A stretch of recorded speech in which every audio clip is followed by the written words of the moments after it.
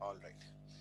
Okay. So in the last class, we were discussing about using the S curve to find out a unit hydrograph of a duration other than what is given to you, right? So if you are given, for instance, a 4-hour unit hydrograph, how to get a unit hydrograph of some other duration other than 4 hours using the S curve technique. Now we've already looked at how to obtain an S curve given a unit hydrograph, right? Given any unit hydrograph of any duration, we already know how to get a S curve from that, right? Any questions on how to get the S curve itself?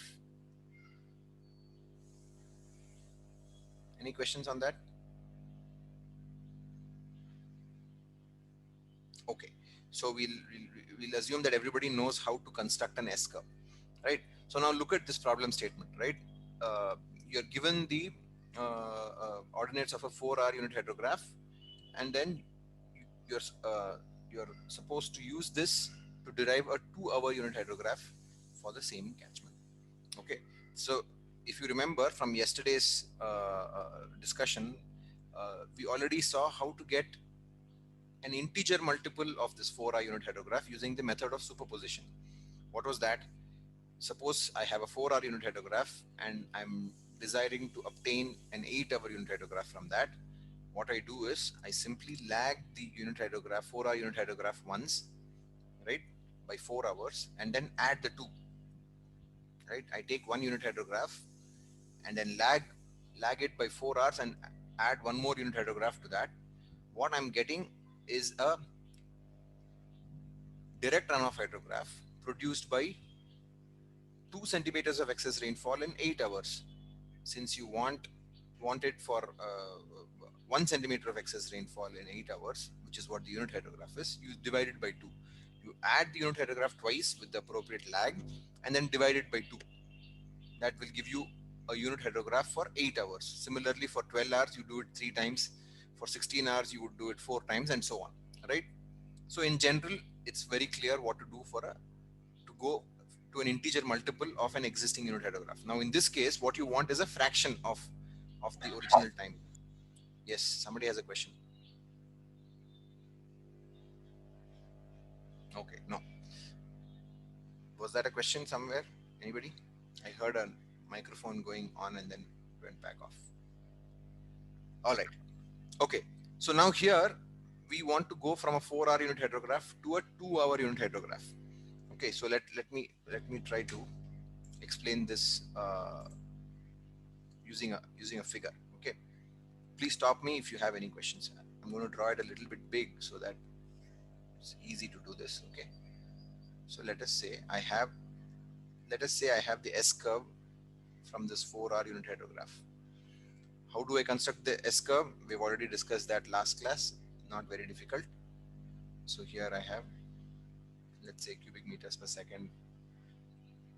Okay, so this is my S curve, and this curve is typically called an S4 curve to signify that this S curve is obtained from a 4-hour unit hydrograph. Okay. Now, what is the rainfall that has resulted in this S curve? That is the question, right? The rainfall that has resulted in this S curve, maybe I'll even draw it on top to save some space. Okay. How did we obtain the S curve? We obtained it by lagging continuously, right? Every d hours, I'll keep lagging my 4-hour unit hydrograph. I'll keep lagging it by 4 hours and adding them infinitely. When I add up all those 4-hour unit hydrographs that are lagged every 4 hours, they're lagged and they go on infinitely, I get this kind of an S curve, which is what is also called the S hydrograph. Now the rainfall that has resulted, or the excess rainfall that has resulted in this S curve, has an intensity of 1 by d centimeters per hour, right? In this case, d is 4, right? So an excess rainfall of 1 by d centimeters per hour has resulted in this S curve, right? Is that perfectly clear? See the original unit hydrograph. Yes, somebody has a question.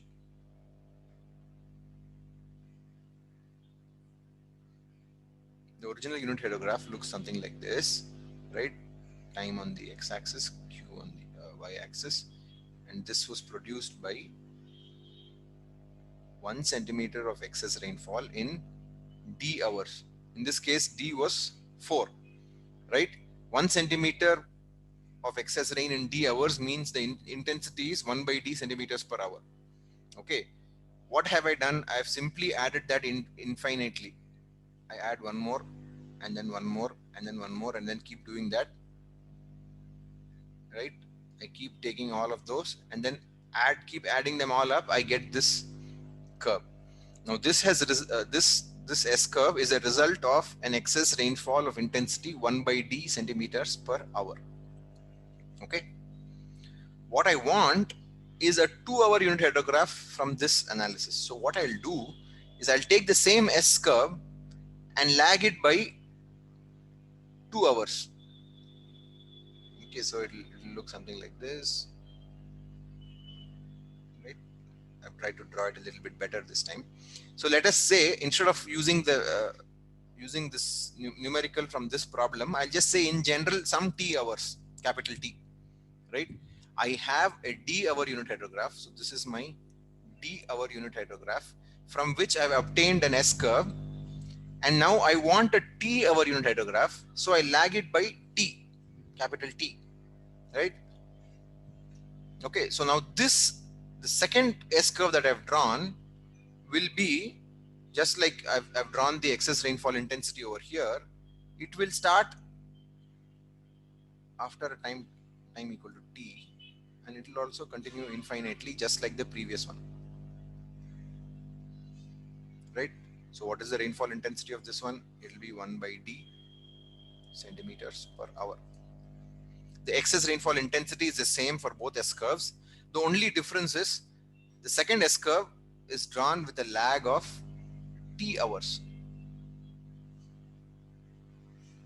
Is that right? Okay.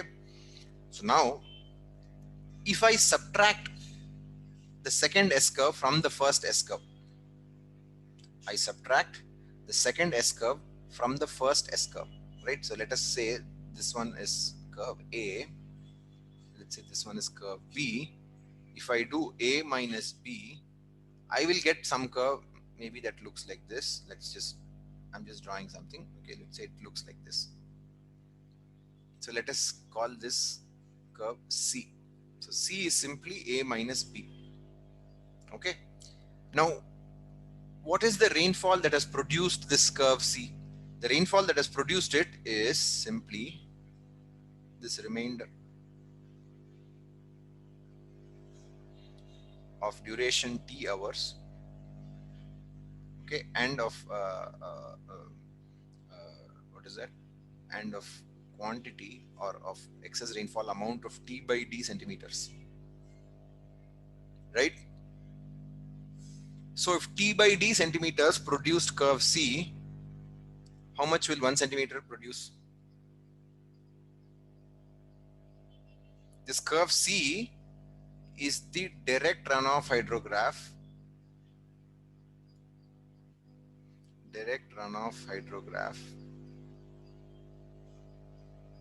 Produced by T by D centimeters of excess rain. Okay, I'll write it over here.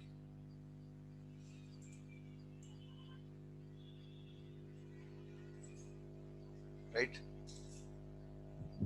This curve C, right?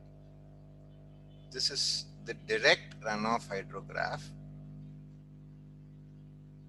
produced by T by D centimeters of excess rainfall. Agreed? Does everybody agree with this? Yes. Yes, sir. It's fine. Okay. Direct runoff hydrograph produced by T by D centimeters of excess rainfall in T hours. Correct? In T hours. T hours of excess rainfall resulting in T by D centimeters of excess rain produces this direct runoff hydrograph. What is my objective? To obtain a unit hydrograph of duration T hours, right? If I want a unit hydrograph of duration T hours, what do I do to this direct runoff hydrograph? Divide it by T by D. Divide this. So let us say I'll give this another curve. Let's say it looks like this. Let us call this curve D. So curve D is simply curve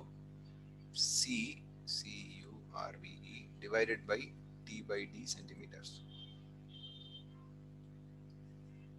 Correct? So I've just scaled that direct runoff hydrograph by the factor. What is the factor? That is the amount of rainfall received in that T hours. The amount of rainfall, excess rainfall. Okay, whenever I say rainfall, I mean excess rainfall. Sometimes I may slip in saying excess rainfall.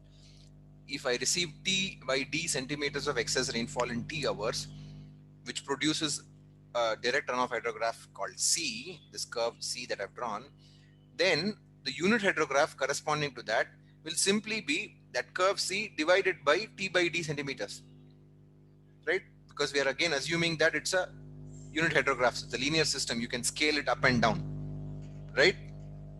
So that's the procedure for converting a D hour unit hydrograph to a T hour unit hydrograph. Okay. And there's no restriction on this T, right? Like in the method of superposition, this capital T has to be an integer multiple of capital D. Here, there is no such restriction, right? Here, T can be any number, right? T can be any number other than capital D. So there's no restriction on the duration T, capital T over here. Is that okay? If you have questions, please stop me right now.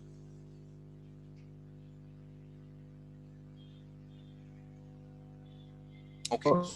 Yes. Sir, Yes. sir, I did not get that intuition. Like, if we subtract a minus, I mean, the curves a and b, we get. I mean, mathematically, it's clear that we'll get a, I mean, S curve for the TR duration, which give, I mean, with intensity T by D. But No, I'm not very. you don't get an S curve when you subtract A and B. You get a hydrograph, a normal looking hydrograph with a peak and it comes back down, right? In the case of the S curve, it reaches a maximum and then it remains there. But when I talk about a normal unit hydrograph, I expect it to go to a peak and then come back down. Yeah. Sir, but uh, S curve would be the summation of the unit hydrographs, right? Yeah. And then, I mean, how are we getting a direct runoff hydrograph and not a unit hydrograph when we subtract those two? Yeah. See, because the durations are not the same. Suppose I had lagged it by D hours exactly. Okay, yeah. Correct? Suppose I had Huh. lagged it, what would have happened? Nothing. You would just get back one of the unit hydrographs. Hmm. But you're lagging it by some duration other than capital D. So Okay. when I say S curve, the first S curve A is an infinite number of unit hydrographs arranged one after the other with a lag of D hours. If I lag it again by D hours, all the other hydrographs will get cancelled out except the first one. So you will be left with only the first original D hour unit hydrograph. But in this case, I'm not lagging it by D hours, I'm lagging it by T hours. So then when I subtract the second S curve from the first one, I'm left with some curve. I'm saying my logic tells me that curve must correspond to a direct runoff hydrograph of an excess rainfall amount corresponding to T by D centimeters. That's just the way it is, right? It's an intensity of 1 by D centimeters per hour for T hours will produce T by D centimeters of rain, of excess rain, correct? Yes. So then I obtained this T by D, the direct runoff hydrograph produced by T by D centimeters of rain. So for 1 centimeter, it will be that direct runoff hydrograph divided by T by D centimeters. That's all. Yeah. Okay. Got it. Yeah. So now let's just go back to this problem statement. Now what I'm going to do is I'm going to open Excel and solve the same problem in Excel. Okay. So that you can, little bit easier if you do it in Excel, so that you can understand what exactly is happening. So let me stop sharing my PPT for a second and go to my Excel file. Okay. Are you able to see my Excel file? Yes, sir. Yes. Okay. So the problem statement is the same as what we saw before. So here is the 4-hour unit hydrograph given here, right? It starts at time t equal to 0, ends at time t equal to 44 hours. And this is the unit hydrograph uh, ordinates. Okay. So now, because you want to construct a 2-hour unit hydrograph, you have to do one little thing in between, right? You want to lag it by 2 hours, right? You want to first construct an S curve and then lag that S curve by 2 hours, which means right now whatever unit hydrograph you have is at an interval of 4 hours each. So instead of having an interval of 4 hours, it would be better if I had an interval of uh, 2 hours, right? So the first thing that I do is let me just the, look at the two columns that I'm highlighting now. You're able to see that, right? Okay. So just pay attention to what has been done over here. I've just translated this unit hydrograph that is provided here into a format such that I have every intervals of 2 hours instead of 4 hours, right? So 0 and 4, I have 0, 2, 4. Between 4 and 8, I have 4, 6, 8, and so on. What have I done? I've simply linearly interpolated between two successive 0 and 4. I've linearly interpolated to get 2, right? 0 and 20, linear interpolation 10. 20 and 80, linear interpolation 15. 50, sorry. 8 and 12, linear interpolation 105, and so on. You agree? You understand what I've done over here?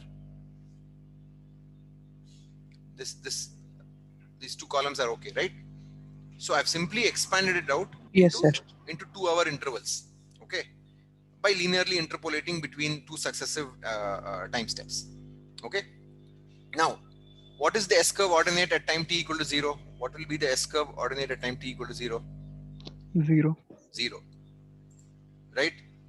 So then, if you remember how to construct the S curve, you can also come up with this S curve addition term. That will be 0 for the next time step.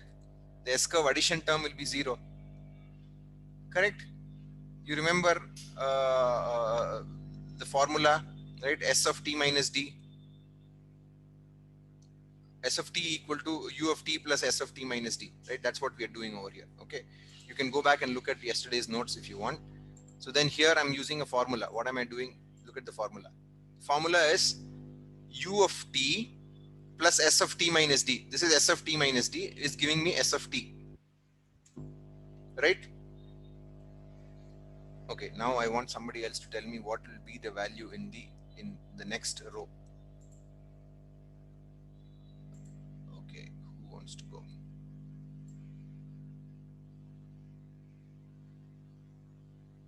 Vamshi? 10, sir. 10. Very good.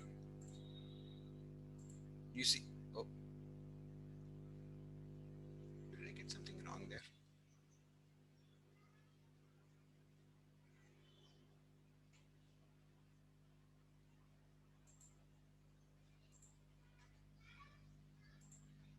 One second, let me check. It's not 10 actually. Why is it not 10? Because it has to be lagged by 4 hours, right? I mean, everything gets lagged by uh, Yes, it's lagged by 2 hours. it's lagged by 2 here, but in fact, in the original one, it has to get lagged by 4 hours, right? So therefore, everything gets shifted a little bit. Okay, so bear with me. Yeah. Okay, so then after that, it follows the whatever your expectation is, right? So this 20 will come 2 rows down, and so on. Okay, so I've just populated it entirely. I will just fill it out for you. Okay, so just watch what's happening. So the 0 will come all the way down here, right? Because for the next time step, you're looking at the there's got to be a 4-hour lag. So therefore, the 0 comes down to here, and then the 10 comes down to 6 hours, and 20 comes down to 8 hours, and so on. Okay, then it follows the regular process. Okay, so now if you go down looking at this the S curve, you hit 699, 699, 699. Is this consistent with your understanding of the S curve? The S curve will eventually reach the maximum value, and then it will not change, right? So once you get the same number 3 times, you can understand that your S curve has now reached its steady state maximum value. You don't need to compute any further numbers, right? Even if you compute further numbers, you'll keep getting the same answer again, right? So you'll keep getting 699 again. So this column, is it okay? How we have computed this S curve ordinate for the different time steps. Is that okay? Yes, sir. Okay. So now what do you have to do? You take this S curve. This is the original S curve. You lag it by 2 hours. That is the next column over here. Okay. Let me bring it to the center. Okay. So I lag this entire thing by 2 hours. What do I get? So this 0 moves to here.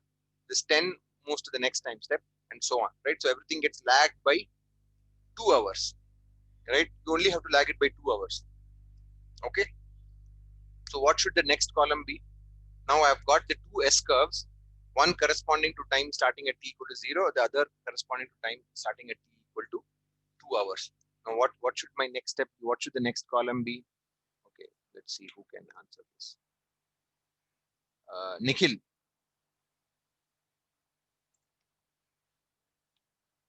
Nikhil, can you please unmute? Yeah.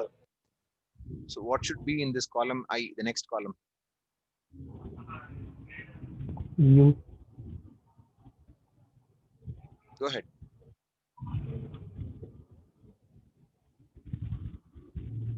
So I've obtained the 2 S curves, right? Unit hydrograph. What is that? Say that again. Unit hydrograph. Okay, I'm not able to hear you very clearly. Can you just try once more? Direct runoff. Yeah. How do I obtain that?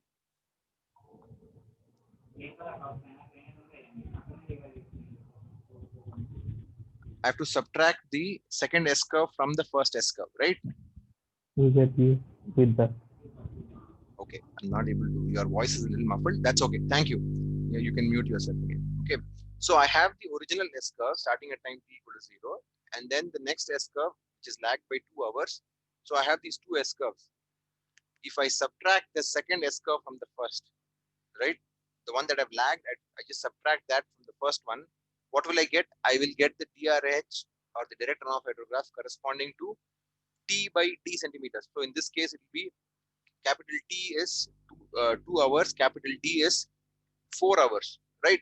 So 2 by 4. So it's corresponding to 0.5 centimeters, right? So this is what so I've just put in the equation over here. I've just subtracted column G minus column H in every row.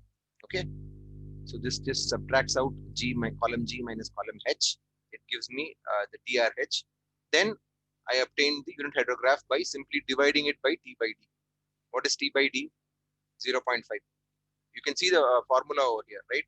Are you able to see the formula? Yes, sir. Yes, sir. Okay. So you can simply see the formula in these cells. What is it? Column I divided by 0.5. 0.5 is, in this particular case, T by D. T is 2 hours, D is 4 hours, so T by D gives me 0.5. So I divide it throughout by 0.5. I get the unit hydrograph. So this column is the unit hydrograph of duration 2 hours. Okay. Now you will notice when we do this, you will notice that this unit hydrograph is not monotonically declining. You see, it's like a step function. You see that? At time t equal to 0, unit hydrograph of 2 hours has flow of 0. At time t equal to 2 hours, it's 20. At time t equal to 4 hours, also it's 20. And then every 2 hours, you will see that it'll go like a step, right? 0, 20, 20, and then 80, 80, 130, 130, 150, 150, again 130, 130, 90, 90, 52, 52, whatever it is. It just keeps following that. So you can just, if you don't want to have that kind of a stepwise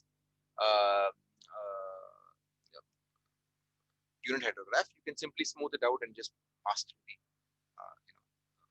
kind of take an average of the two and just pass through that. That's one way of handling that. Okay, so that's a mathematical.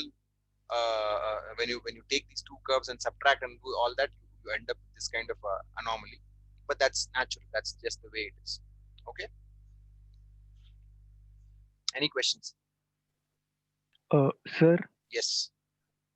Sir, why cannot we use the method of superposition for getting a unit hydrograph with a fraction n? So how many times will you superpose it? It's Sir, okay. like Particularly in this case, it's a fraction less than 1. I What was mean, the method of like superposition? yeah, there we are adding. So cannot we just subtract and get? How do you subtract and how do you lag it? Sir, like the S curve, we subtracted it for a t. I mean, lagged the S curve by a t duration, subtracted it and divided it by t by d. Okay. So cannot something similar be done with the method of superposition? No. Okay. So in this particular case, just think about it. How do you go from 4 hours to 2 hours? You subtract. What do you subtract? And Sir, how many times do you subtract? Sir, I have a unit hydrograph for 4 hours. I lag it by 2 hours. Okay. Subtract the 2. So I get a unit hydrograph for no, I get a DRH for 2 hours with a intensity of T by D. Will we get that? Sir, similarly, I mean. No, wait. If you lag it by. No. 1 second. Let me go back to my PowerPoint. And then you can. Maybe then it's easier to understand. So you're saying, what you're saying is, you'll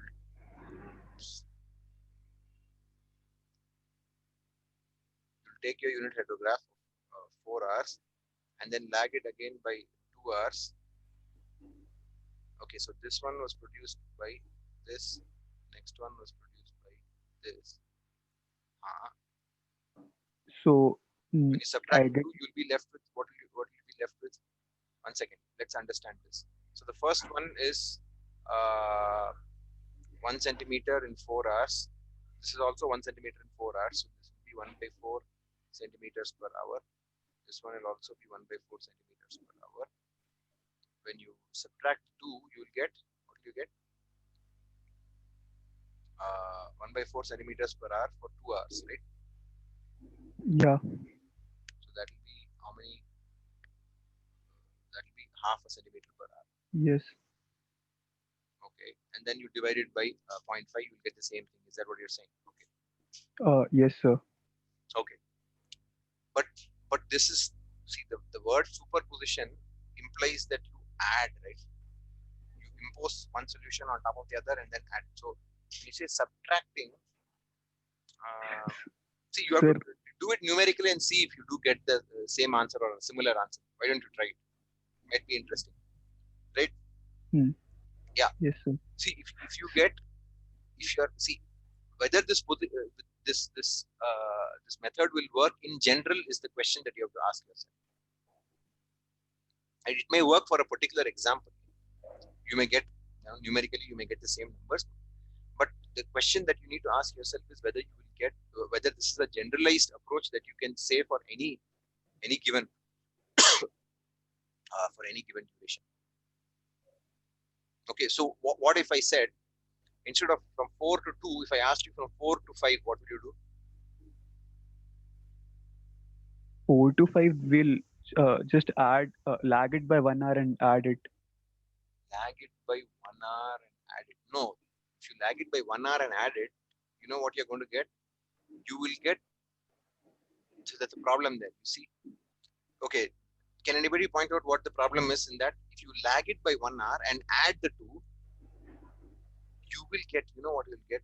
You will get the first 1 hour intensity of 1/4 centimeters per hour. And then the next 3 Okay. hours, you'll get an intensity of 1/2 1/2 hour. centimeters per hour. And then the next 1 hour, you'll get an intensity of 1/4 centimeters per hour. It's complicated. That is why the S-curve thing is so elegant, right? I can go from 4 to 5 hour simply by using the S-curve technique. Correct?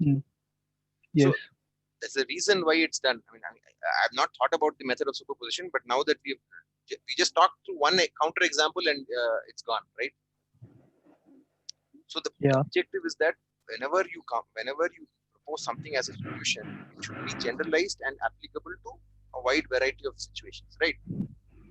It may work for, like you said, in this particular case, it may work. You may get a similar answer, or you may even get the same answer, right? But you can only propose that as a solution if it's a generalized thing that's applicable for any situation, from 4 to 5 hours, for example. Looks like it won't work, right? Yes, sir. Okay. Does that answer your question? Yes, sir. All right. Okay. So let's keep going. Now so we're just going to talk quickly about some of the uses and limitations of unit hydrographs, and then we'll move on to the next topic. Okay. So typically, where would you use it? Whenever you have to design, let us say, a hydraulic structure. When I say a hydraulic structure, it could be a dam or a weir and so on, right? Which is basically a device which is designed to hold water, right? So then if I want to design a hydraulic structure to store water, I need to know what kind of water, what is the amount of water that I will receive, given an extreme event and so on. So then for that, you need to predict what the flood hydrograph would be, and that will tell you what is the volume of water that you will receive, which determines what the size of the dam will be, right? Without knowing how much water you'll receive, you can't just build a dam of some random height, right? So when you want to design the dam, you need to know what the height should be and so on. So for that, this kind of a unit hydrograph approach is very, very useful. Or the other thing that sometimes you might be interested in is to extend flood flow records based on rainfall records, right? So what does this mean? Basically means, suppose I have rainfall records from the past, but I don't have what kind of flooding was received. See, relatively measuring rainfall is much easier. Measuring the discharge of flood and so on is more difficult, right? So I may have, if today I have the rainfall records and I also measured the flood, right? So in the past or in the future, if I were to say I received this much amount of rainfall, then how much flood would have been received in those situations, or whether it is in the past or the future, you can always extend it into the past and future. But for that, you need to know what the response is today, so that you can either predict what happened in the past or predict what is going to happen in the future. So that's what I mean by extending these flood flow records based on rainfall records. Okay. And then, of course, the natural outcome of all of this is that you can use this to forecast flood and come up with like some kind of a warning system. If you are if you are in Andhra or Telangana in the last 2-3 weeks, you might have experienced some kind of warning system. People would have been asked to evacuate from low-lying areas and so on, right? That was based on the prediction that in the Krishna River or in the Godavari. Ajay, you need to mute yourself. Yeah. So some kind of flood forecasting or coming up with a warning system for evacuation of people and so on, or even for opening the gates in a dam, right? So depending on what the storage in the dam is, and depending on how much inflow is coming in, you may decide that I need to open some of the gates in the dam so that the dam can satisfy its role. One of the roles of the dam is to act as a flood control device, right? The dam is not there just to supply water for irrigation or to produce electricity and so on. It can also be used as a device to control floods, right? By opening the gates and by closing the gates, you can control the outflow from the dam and so on, right? So those are some of the uses that you can have for a unit hydrograph in very practical situations. Okay. But in terms of limitations, okay, now I want some of you to think about what are the limitations of this unit hydrograph approach. Can anybody think of the limitations of this approach? Any ideas what kinds of limitations will be there? Is it would it be applicable for any watershed, or is there some limitation on what kinds of watersheds or where it can be used? Can anybody think of? Sir, we assume that the relationship between the rainfall is linear. I mean, rainfall intensity is time and time is linear. Okay, that's an important point, right? So we are assuming that for whichever watershed we are applying this unit hydrograph approach, we are assuming that the rainfall intensity in that watershed is constant throughout the duration of the so if it's a 4-hour unit hydrograph, for example, we are assuming that for those entire 4 hours, the rate of excess rainfall is constant throughout the watershed, not only throughout the 4 hours, but also over the entire watershed. Right? You understand what I'm saying? One of the assumptions is that the unit hydrograph assumes that excess rainfall intensity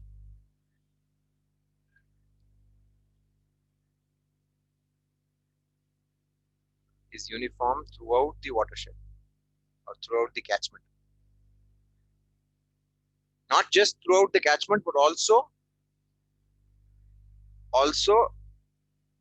is uniform for the entire duration. Right? So if I'm interested in a 4-hour unit hydrograph, the assumption is that my excess rainfall intensity will be uniform throughout those 4 hours. Very unlikely, right? It may not always happen that you may get that kind of a rainfall event, right? Where the intensity is uniform not only over space but also over time, right? So what kinds of limitations does this pose on? So when I say limitations, I'm trying to find out in which catchment would you be willing to use a unit hydrograph approach? On which kinds of catchments can you use it, and which kinds of catchment can you not use it? Okay, maybe I'll throw some more light. Let us say you are interested in the catchment of the let us say the Krishna River or the Ganga. Okay, now the Ganga is such a huge river. It starts in one corner of India, Uttarakhand, and then ends in West Bengal, right? So will it rain at the same time in both Uttarakhand and West Bengal? No. And will it be constant, or will the rainfall intensity be constant throughout this entire large area? Highly unlikely, right? So you really cannot apply a unit hydrograph approach to understand, for example, the Ganga watershed. It's too big, right? You can't have uniform intensity over such a large area. You can't have uniform intensity over such a large area and over any given time period, 2 hours, 4 hours, 8 hours, whatever it may be. Almost impossible. So let us say Ganga is a relatively longer river, okay, but maybe you come to a slightly shorter river, maybe the Kaveri or the Krishna or the Godavari. Even these rivers are quite long, right? The Kaveri is probably the shortest of the three. Krishna, Godavari are longer than the Kaveri, probably, right? Even the Kaveri the watershed is fairly big. You really can't apply, this kind of an approach where you're assuming that it's, everything is uniform over that entire area, right? So the first and most important limitation is that any watershed that's larger than 5,000 square kilometers is not suited for a unit hydrograph analysis. Now, just for you to understand what this 5,000 kilometers square means, you've all done this analysis of the precipitation over each district, right? Your first mini project was looking at the average rainfall over Chittoor district or Anantapur and so on. You all remember what the size of those districts was. The size of Chittoor district, for example, is 15,000 square kilometers. Anantapur is probably some 15, 18, 20,000 square kilometers. You all did that analysis, right? So you should keep these things in mind. So when somebody says 5,000 square kilometers, you should have some idea of what that means. No, you should be able to visualize what that means. So 5,000 square kilometers is 1/3 of Chittoor district, right? So even in Chittoor district, there are times when it'll be raining in Yerpedu in our campus, but it won't be raining in Tirupati, or it'll be raining in Tirupati near my house, but not raining near the campus, and so on, right? So whenever the watershed is larger than 5,000 square kilometers, it's not really suited for a unit hydrograph approach, right? Where you're assuming everything is constant and so on. So that's one limitation. The other limitation, there's also a lower limit to the size of the watershed. If the watershed is smaller than 200 hectares, then again, this unit hydrograph approach is not very suited for that kind of a very small area. Why do you think that would be? Why? It's very easy to understand why it will not be applicable for a large area. But why is there a lower limit? Can anybody rationalize that?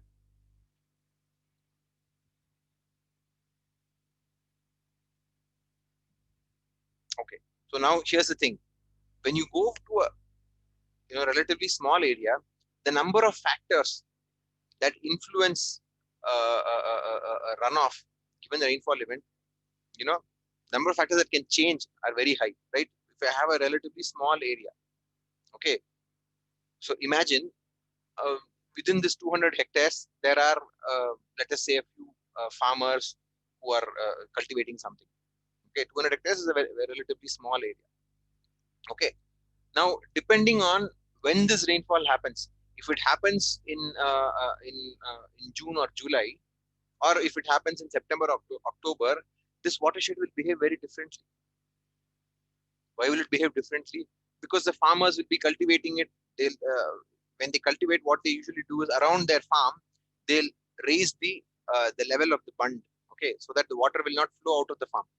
If it rains, whatever rainfall falls inside their farm boundary will not flow out. It will not become part of runoff. Okay, but if you go at a different time of the year, they level it off, so then the water just flows off, depending on the crop that they're growing and so on, right? So when you go to very, very small watersheds, the effect of one small change can be very drastic on the runoff that is generated, right? Somebody just makes a small pit, in their area, that can change the runoff generated.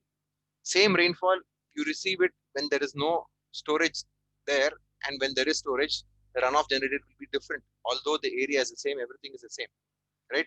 Because as you go smaller and smaller, even a small change can make a big difference in the runoff that is produced, right? But if you go to a relatively large area, these things kind of balance out, right? So if you go more than 200 hectares, 500,000 hectares, and so on, then these small impacts don't play that big a role, right? So it kind of balances out. Something is happening over here, the opposite may be happening somewhere else. On average, the watershed is okay. You can still handle it. Okay, so that's what we mean by there's being a lower limit to the application of the unit hydrograph. And then the other thing is, now this is fairly obvious, that this unit hydrograph approach can only handle precipitation from rainfall. It cannot account for snow melt and so on. Okay, so these are some of the common limitations. The other limitation is that the catchment should not have any large storage, right? So if I have very large tanks, very large ponds, right? So depending on the water level in this tank or pond, right, runoff will just get stored there instead of flowing out as runoff, right? So then again, it depends on the time at which this rainfall is happening. If the rainfall happens in the month of May, for example, all these tanks and ponds will be dry. So whatever runoff gets generated, it will get stored in the tanks, right? But if the same rainfall happens in the month of August or September, the tanks and ponds will all be relatively full, right? So they'll not be able to store much water. So whatever runoff is generated will just keep flowing out towards the outlet. So wherever, in whichever catchment I have a lot of these big ponds and tanks and so on, or large floodplains, it can store a lot of water. So then this linear relationship that we're talking about, right, between rainfall and runoff, that linear relationship is no longer maintained whenever you have large storage available inside the catchment, right? So these are some of the limitations of applications of unit hydrograph. we've already discussed, the other limitations that, assuming the intensity is uniform and over the duration, over the catchment, and so on. Okay. So now what happens is, because of these limitations and because we typically don't have a lot of data, not every watershed will have a lot of data available, right? So typically what happens is that you require detailed information about rainfall. You need to collect rainfall information of different durations, right? You need to collect rainfall of, let us say, 2 hours duration, 4 hours duration, 8 hours duration, and so on. And from all of the data, you have to synthesize that together and come up with a unit hydrograph. Now, is it possible that every watershed will have this kind of detailed rainfall information? Now, see, the important thing to understand is that some of these hydrograph concepts and all of that were developed at a time when we didn't have, like today we have, satellite data and so on. So satellite data you can collect over a very large area very, very easily, right? And even then sometimes you have uncertainties and so on. But in any case, some of this theory that was developed, right, was developed at a time when data was not available everywhere of the same quality and of reliable quality and so on, right? So therefore, you had to come up with some way in which you can estimate the response of the watershed, even if you don't know what the rainfall characteristics of that region are, right? So in that kind of a situation, you have to come up with what is called this synthetic unit hydrograph. Okay, I'll just explain what that means. So suppose I can come up with an empirical equation, okay, which is valid for a particular region, right? In let us say you're looking at Andhra Pradesh, for example, southern Andhra Pradesh. You come up with a unit hydrograph for a given region, and from that you are able to find out some kind of empirical relationships. So if you go to a nearby watershed, you can say, you know what, if this is the amount of rainfall you receive, this is the kind of flow rate, that discharge that you may typically expect, or this is the kind of time duration for which the peak will happen. This is the time of concentration and so on. So many different parameters are there in the hydrograph, right?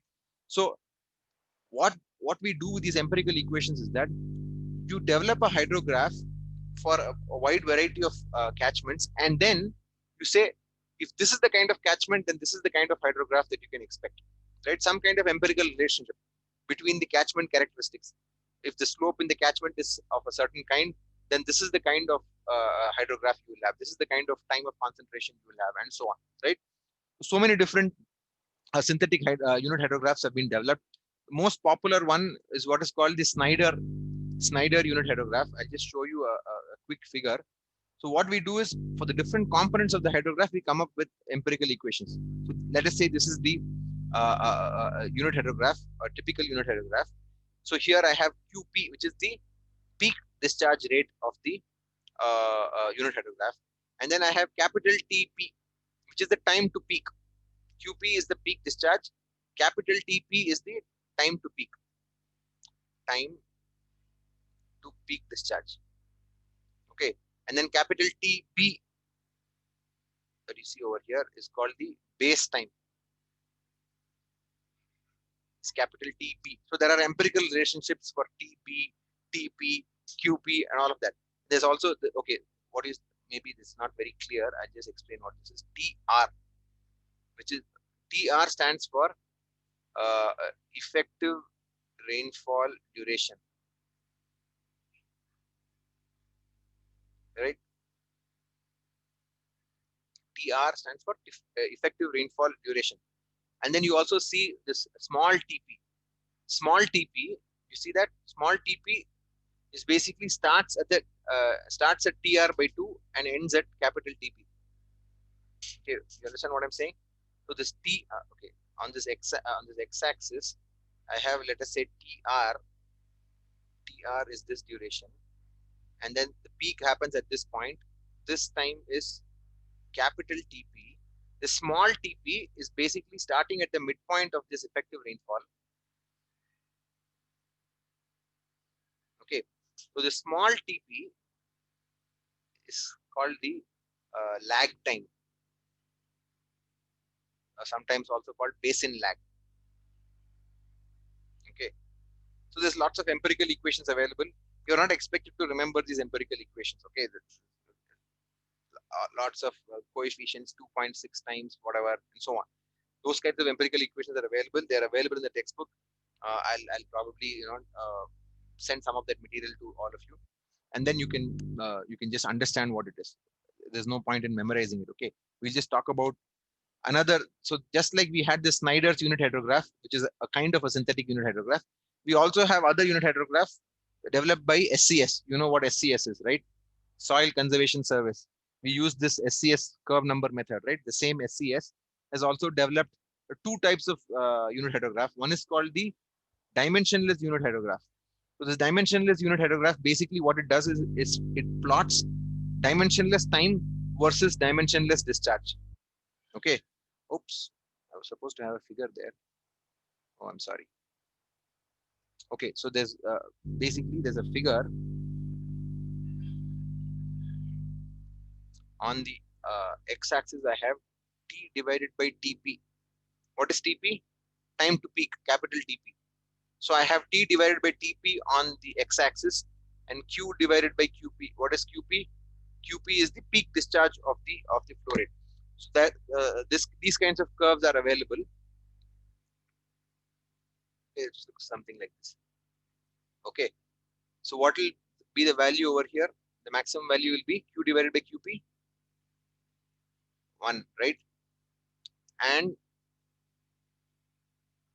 this will happen at time t equal to 1, or the dimensionless time of 1, right? So at time on the x-axis at time dimensionless time equal to 1, you will reach the maximum of this hydrograph at Q by QP equal to 1, right? So naturally, so this kind of tables are available for this dimensionless unit hydrograph. Another concept is what is called the triangular unit hydrograph. Instead of using this kind of a complex shape, right, which is almost close to a triangle, why not we directly use a triangle as the approximation for the unit hydrograph, right? So the okay, something's wrong. My animation is not working right. Okay. Oh, there it is. Yeah. So this is the unit hydrograph, triangular unit hydrograph, which is developed by the Soil Conservation Service. So they have come up with, so this is TP is time to peak, TP is the time of base or the base time, the small TP is the lag time, and then I have TR, the effective rainfall duration, right? So SCS actually suggests that this capital TP, the base time, is about 2.67 times TP, right? So you don't have to memorize this, okay? Don't memorize it. And then small TP, which is the time lag, is approximately 60% of TC. What is TC?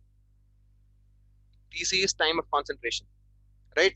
And so on. So they have come up with, okay, so yeah, so these are the different terminologies in this watershed.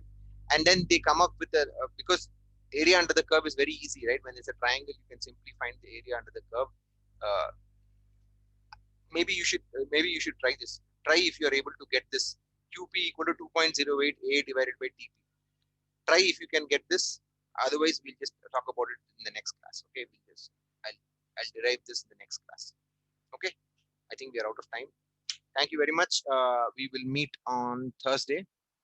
All right. Okay. Thank you very much. Take care. Bye. Of course, if you have questions, you can email them to me. Okay.